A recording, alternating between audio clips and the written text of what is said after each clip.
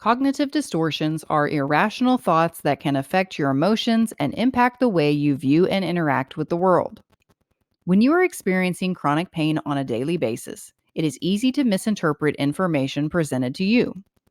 Remember, pain is tied into emotions and changes in the brain. A previously upbeat individual can easily start to view the world as being against them. We all occasionally experience distortions, but some people can get stuck in certain patterns that can be very hard to break. Sometimes recognizing that you experience things differently can be enough to change your patterns, especially if you have someone else that can point out when you are having a cognitive distortion. Politely, of course. See if you identify with any of these. Always being right or wrong. Having a one sided belief, not viewing a situation from various angles, and not looking at the facts. Your mother is always right and you do whatever she says. Magnification. Your mistakes are overly important. I didn't have enough energy to make cookies for the bake sale. I just cost the cause at least $30. Minimization. Accomplishments are not important. You were able to climb stairs for the first time in 6 months, but did not celebrate or tell anyone because you believe you should have always been able to do it. Catastrophizing. Seeing only the worst outcome. Why should I bother going out with my friends? I will only end up ruining their night when I say I am too tired or hurt too much to continue on. Global labeling or overgeneralization. Broad interpretations are taken from singular events or situations. Labeling is usually negative and how you label yourself, but it can also be labeling others as in a more positive light than yourself or how others label you. You trip walking up the step and believe that you are always clumsy. You believe a new coworker is perfect just because they show up in a suit with confidence. Magical thinking. Acts will influence unrelated events. I wore my lucky socks, so I will be sure to get a good raise during my annual review. Personalization. Feeling you are responsible for events outside of your control. My spouse is always mad and yelling. It must be my fault because I'm not doing enough for them. Jumping to conclusions. Interpreting meaning with little or no evidence. Your friend cancels your lunch date because her child is sick. You think it's because she's mad at you for some unknown reason. Mind reading. Assuming you know other people's intentions and thoughts with little information to back it up. My group members hate being stuck with me because I move the slowest. Fortune telling.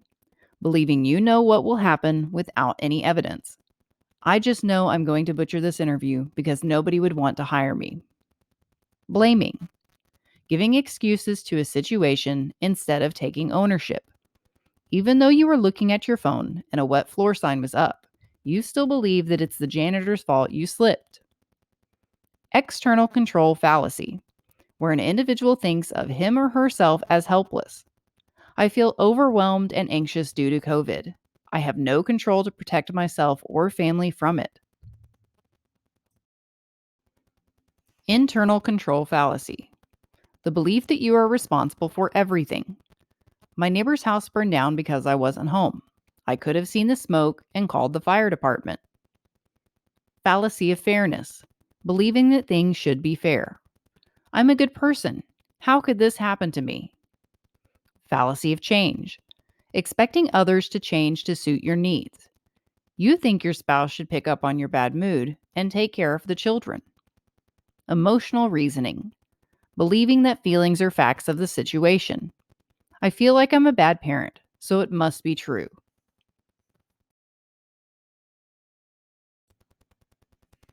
Mental filtering or discounting the positive, focusing only on the negative of a situation and ignoring the positive. You receive praise from a dozen people on a project and were given one minor recommendation for improvement. Instead of being proud of your work, you fixate on one flaw. Should statements, the belief that things should always be a certain way. I should be able to run around like I used to, without any pain or issues. Black and white or all or nothing thinking. Absolutes of situations with common words being always, never, or every. You think that you will always feel terrible, you will never get better, and everything makes you feel bad. Did any of these cognitive distortions sound familiar? Thankfully, cognitive distortions are less likely to happen when you have a high level of cognitive flexibility. This process includes detection and attention, working memory, inhibition, and switching. Cognitive flexibility is responsible for expanded awareness, the ability to consider all possible options and alternative outcomes to a situation. This can be like playing chess or weighing all of the pros and cons of a situation and understanding the outcomes of each. Shifts in thoughts and attention. Your coworker can start talking about work, and another coworker starts talking about what's going on at home. You are able to follow both stories. Updating old beliefs and cognition. With new information, you update your opinions or ideals. People who don't like to change their minds or with rigid thinking have a very hard time with this cognitive flexibility. Despite many scientific studies, there are still people who believe the earth is flat. Thought deconstruction. Taking a complex thought or issue and breaking it into smaller components. The realization that racism is more than just an us versus them mentality. Multifaceted observation. Ability to notice more than one aspect of an object or situation. When you're introduced to a new dish of food, you might notice the smell, flavor, texture, etc.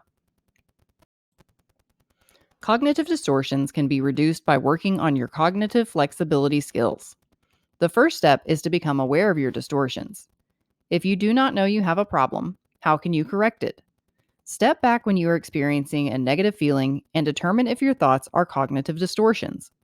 With self-identification, you can start the change process and realize that you have faulty thinking patterns. If there are specific situations that cause distortions, try to avoid them, at least until you become more confident facing them. The biggest example is if you have an individual who never considers another point of view, such as religion and politics. If there is someone you always feel worthless around, keep your distance until you find your self-worth. Check the evidence and create alternative explanations. View the situation as if you were an outsider without any knowledge. What do you see? What would your best friend see? Analyze the cost benefit of a behavior. We often repeat patterns that deliver some form of benefit. What would happen if you did something different? You might not think that a cognitive distortion could be beneficial, but it reduces the amount of thought you have to put into a situation when you only view it from one direction. Constantly labeling yourself as a person in pain limits your need to push through the physical and emotional pain you have become accustomed to. Putting in the work will result in increased quality of life, a far more beneficial outcome in the long run. Find the positives. In every situation, there is always a positive. It may not always be big, and it may not be what we want to hear, but it's always there. Some positive people have told me about their pain over the years, including, "It forced me to stop working so hard. I didn't realize I put my job first. I started to put my family and God first. I realized my mortality and that I need to take care of myself and my affairs before it's too late. It gave me humility or empathy. As a medical professional, I can now understand what patients go through. I thought I would lose everything, but even with far fewer possessions, I now know who my true friends and family are." Let's try these skills on a hypothetical situation. You once played soccer and now believe you will never be able to play again because you will constantly live in pain. Every day you drive by a soccer field and experience these feelings. To top it off, your neighbor's son loves to play soccer. You take a moment to realize these thoughts are not rational and make you feel bad. You take a different road home to avoid daily reminders. When was the last time you tried to play soccer? Even as a kid, you had to train before you even got on the field. An outsider wouldn't worry about your skill ability playing soccer, so why should you? Sticking to this routine will only continue to make you feel bad about yourself. Very few adults can do tasks well as they did when they were young. Where's the harm in kicking a ball around a few times and stopping when I'm tired? Isn't it nice to know that there are others who enjoy the game just as much as you used to? Use your past experience to help your neighbor's son practice, become an assistant coach, or even go to a game and support the players. Summary: cognitive distortions are irrational thoughts that affect your emotions and impact the way you view and interact with the world.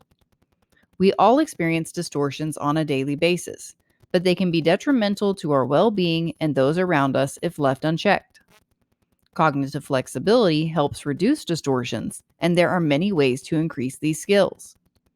Over time, it will become easier to identify cognitive distortions as they occur and challenge them.